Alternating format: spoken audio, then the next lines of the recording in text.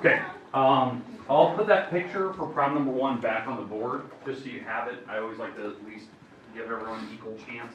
They need to fix that problem number 1. So I'll do that.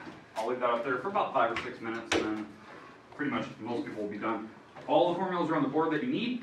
You know, I put them on both sides of the board in case your front row versus back row, you don't have to crank your head all the way back and look.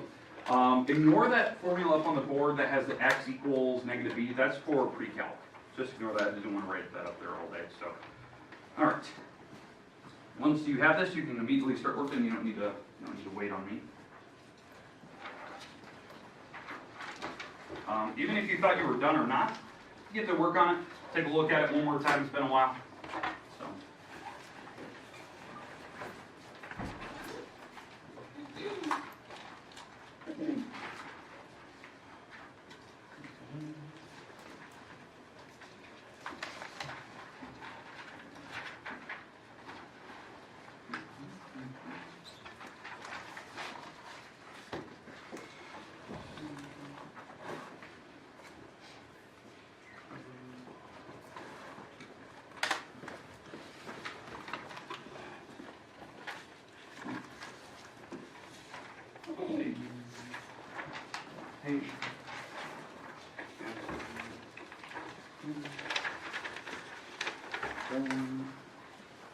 Okay.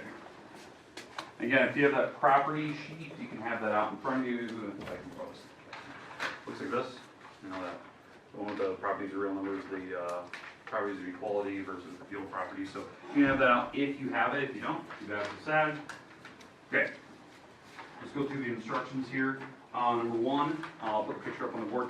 Make sure that you're answering the questions. You know, find the number of lines, or find how, you know, a name of a line, or an intersection, or something. So I'm very, very specific on what I'm looking for there. Some of them are open-ended, but you need to give me the answers in the correct form. I'm checking notation on those.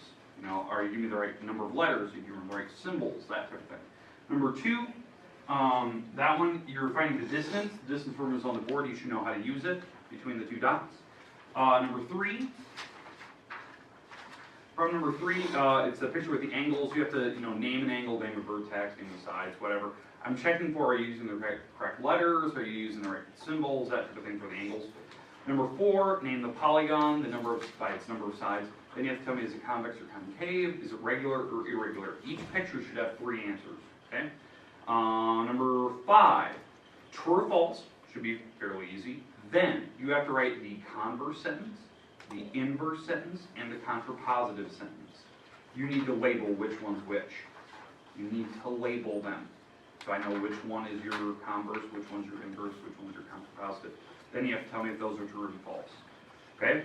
Number 6, you have to simplify that thing all the way down. I don't know, 6, 7 lines, something like that. Make sure you give me all the property names, all that stuff. So make sure you're using your property sheet. If you don't have 6 or 7 lines, you're skipping a bunch.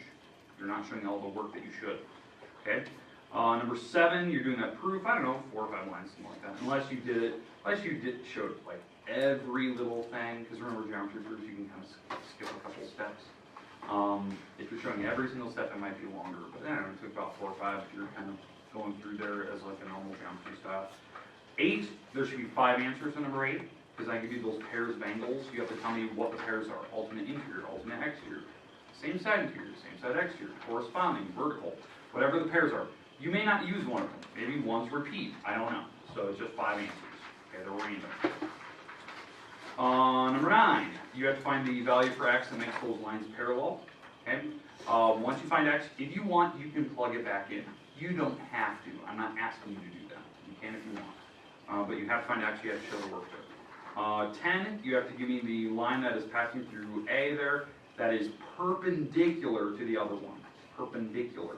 Now I also need, once you have those drawings, make sure that you're not giving me parallel, make sure you're giving me perpendicular. Once you have that, make sure you are giving me the equation, and I need the equation in point slope form, the one that's going through it. Okay?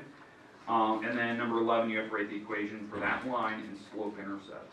It should look really close to the one that we did on the practice guide, like the same style. Okay?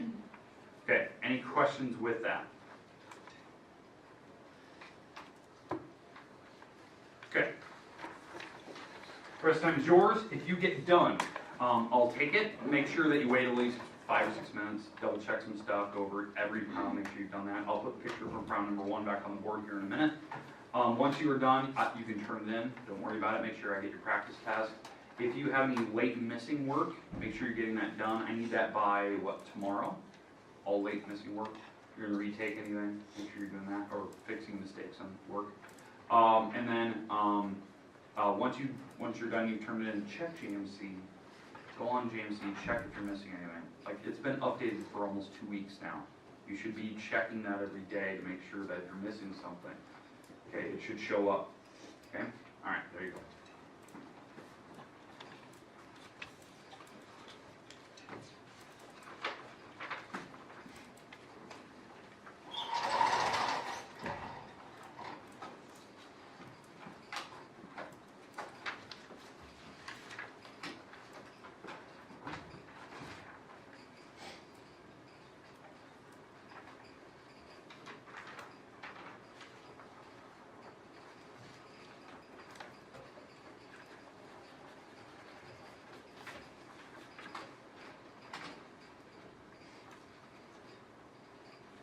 And there's your problem number 1. Make sure that you have that, shaded in.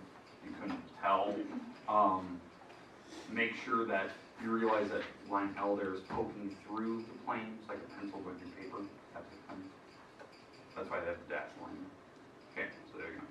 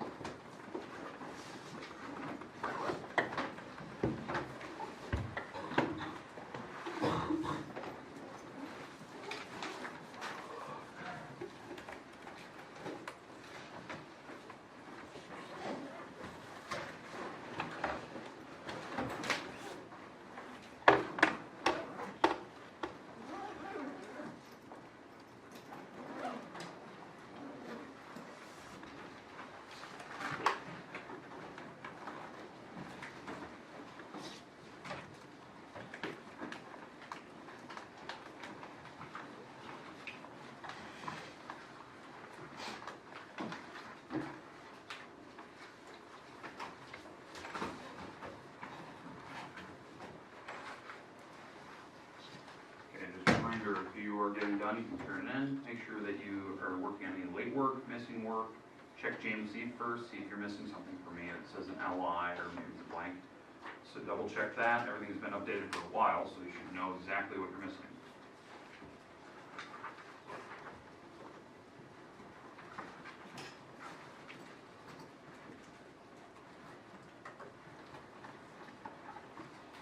Anyone still need problem number 1?